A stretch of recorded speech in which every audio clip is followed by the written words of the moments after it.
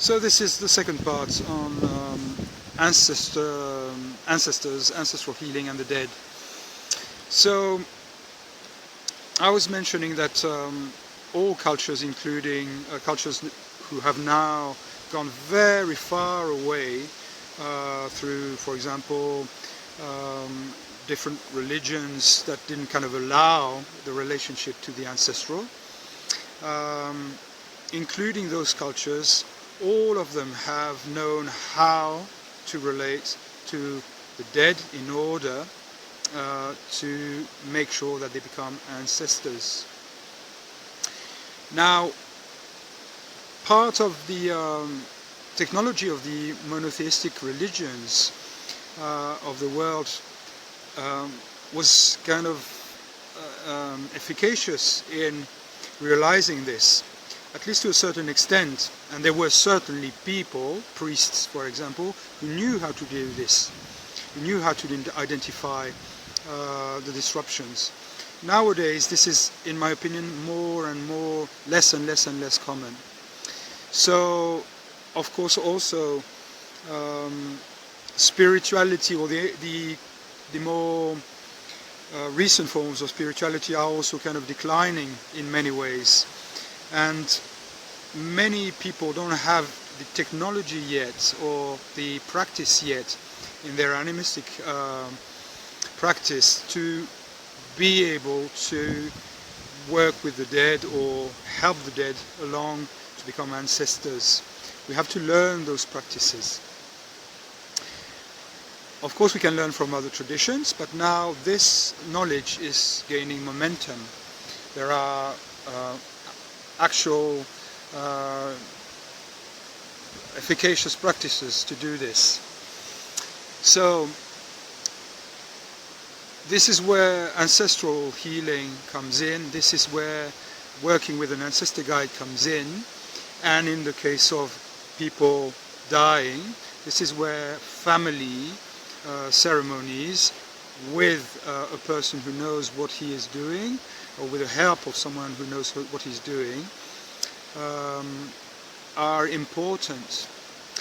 We are getting together and making sure that the dying person is receiving the consciousness and love and help in order to get rid of all those hurts, those resentments, those identifications to emotions or past history, or even their state, their psychological or their identity state as living human beings. On a global level, this is very important. If we don't do this, we have a huge amount of ghosts, you could say. Those people who are our forefathers are not really ancestors in the proper sense yet. They haven't joined that ancestral hall, or that healthy ancestral hall.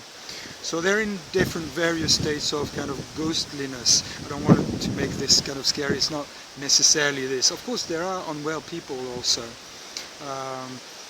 in this kind of ancestral group.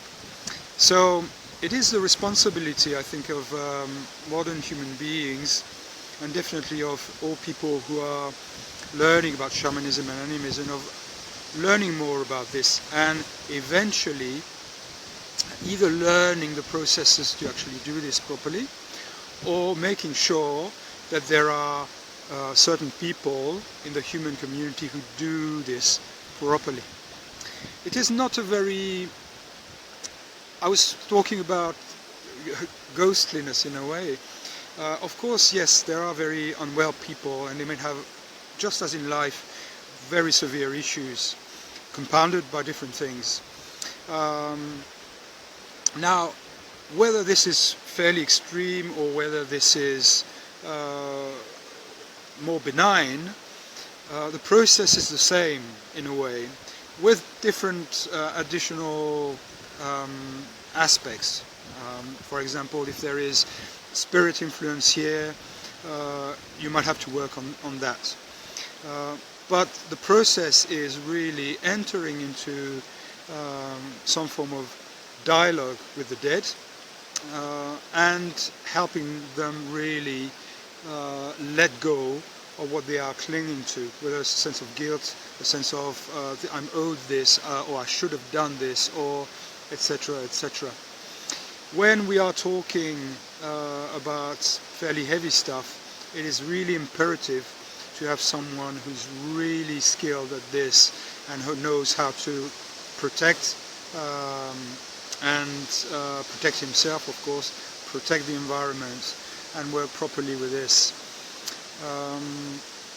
And in all cases, in my opinion, it's really necessary to work with an ancestor guide and not work with one's own strength, as I was mentioning in that other video.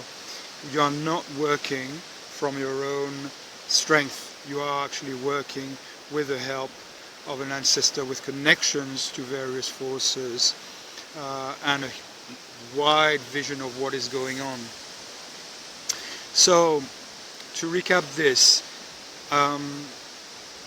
it is important to help the dead with proper ceremonies, proper wakes, and even if this is several years afterwards, it is possible to do ceremonies to help with this if one feels the dead are troubled or the family is troubled since the death, for example, of the person.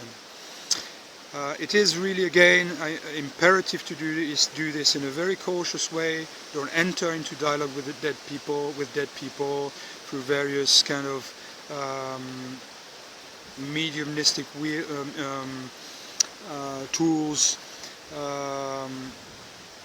This is possibly a way of, especially if you enter in contact directly with troubled dead, you're going to end up with trouble.